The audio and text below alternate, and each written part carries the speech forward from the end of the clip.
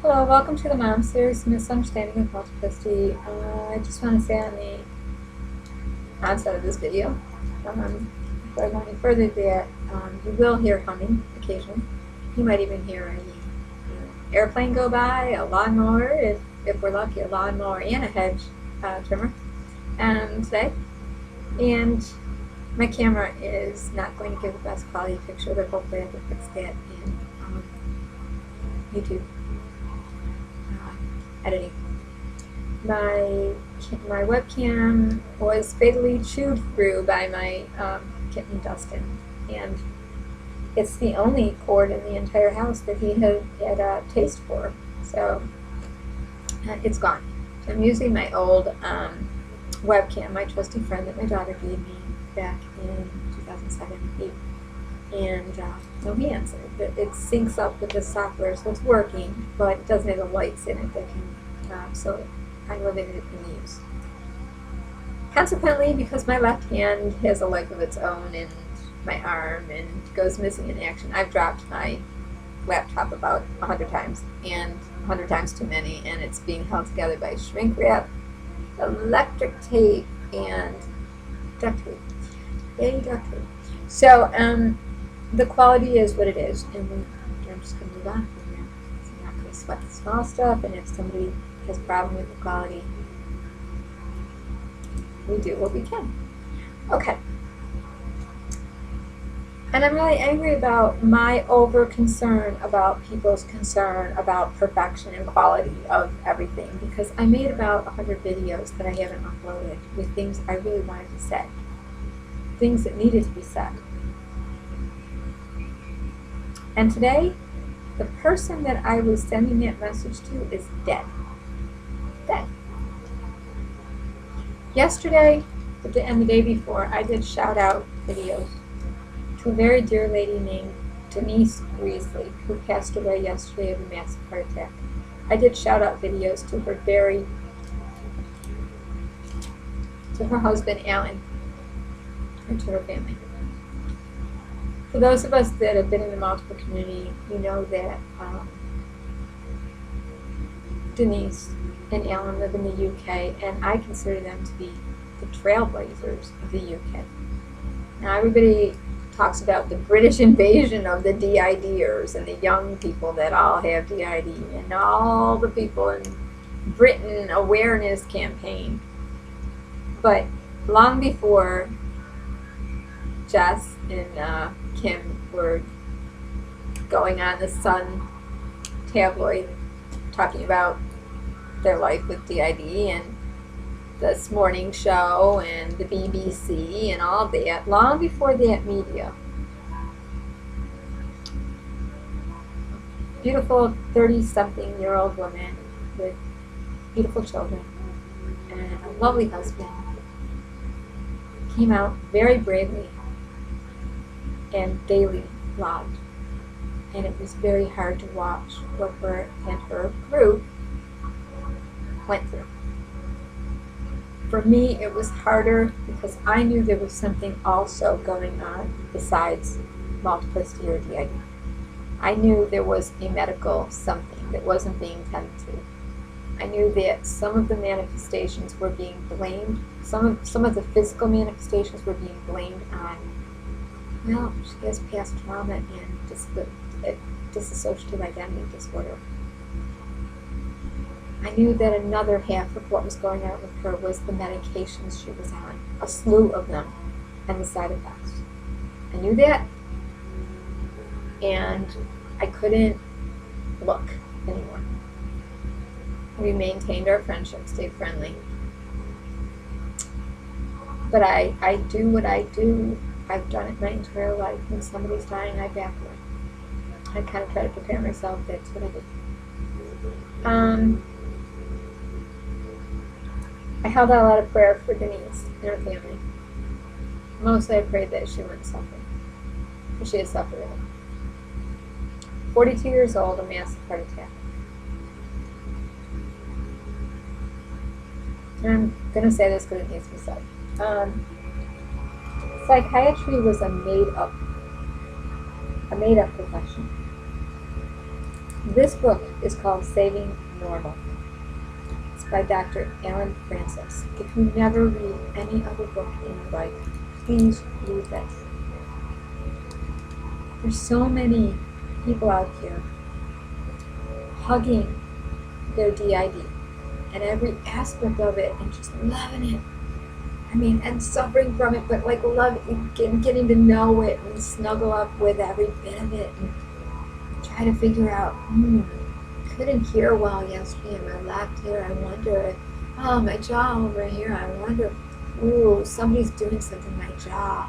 One of the alters, or maybe it's past trauma, pain from a body memory. Maybe it's a physical condition that we need to get checked. Okay? In the 1980s, Robert Spitzner went to Dr. Alan Francis and his colleagues and said, we need to legitimize psychiatry. We need to make a medical profession. Nobody's coming to psychiatrists. They're using their gynecologists, they're using their primary doctors, their family doctors, they're going to church counselors, they're finding yoga and everything, aerobics, everything. It's coming to the psychiatrist. They're going to social workers, they're going to, nobody's coming to psychiatry. We need to make a manual. We need to sit down and list the symptoms that make a criteria. We need little committees that will form symptoms and criteria and how to treat it. And on a spectrum of human behavior, and every sensory symptom and every auditory symptom and every vertigo symptom and every physical symptom, they came up with a bajillion labels. And with Big Pharma medication to overlap treating all of them. And with those medications came side effects that are wear and tear on the body. And this is close to my heart because I saw this happen to my mother. I saw my mother be diagnosed paranoid schizophrenic, and she was paranoid. But as an adult, and even then, I always believed my mother. And my family would say, well, Maria, why do you believe her? Because a lot of what she said made sense for the way we were living and what was going on in her circumstances. And nobody would know that but me being there with her. Now, some of it was totally, it was out there. And I could always say to my mother, Mom, you're getting, and she'd be like, yeah. And she would know. Well, I don't believe my mother was ever schizophrenic. I believe they told her she was schizophrenic. I believe they told my father she was schizophrenic. But I believe my mother had a multitude of physical manifestations in her body that came from diabetes and endocrine. My mother had her thyroid taken out at a very young age and replacement hormones. And then she had a full hysterectomy. So a lot of what she went through was due to hormones. We schlep a lot of stuff up and we give these diagnoses, but we don't look at what hormones really can do. In the time we knew Denise out here, she went through breast cancer surgery, gallbladder stones and gallbladder surgery. She went through seizures and neurological things, all that can, big fluctuations in her rate. And it was all attributed to being multiple, to having DID. And she was given more and more medication, and then told, well, yeah, you're having some bad side effects, but you gotta get past the side effects. And once you get past the side effects, and everybody gets past the side effects, because now everybody in your group, in your system, is not gonna, get over them at the same rate you're getting over them. So now you're thinking forever, well, maybe these side effects are going to go on forever for a different person in the group.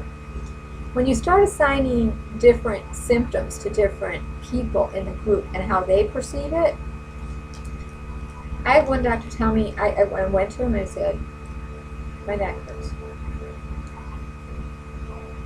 I said, that has been my main complaint since day one when I went to the doctors. Way back in 1985. My neck, my head, my neck, my head, my neck, my back, my neck, my head, my back, my neck, my head, my back. That's it. They said, who in your group, or who can you make an alliance with that doesn't feel that pain as strong?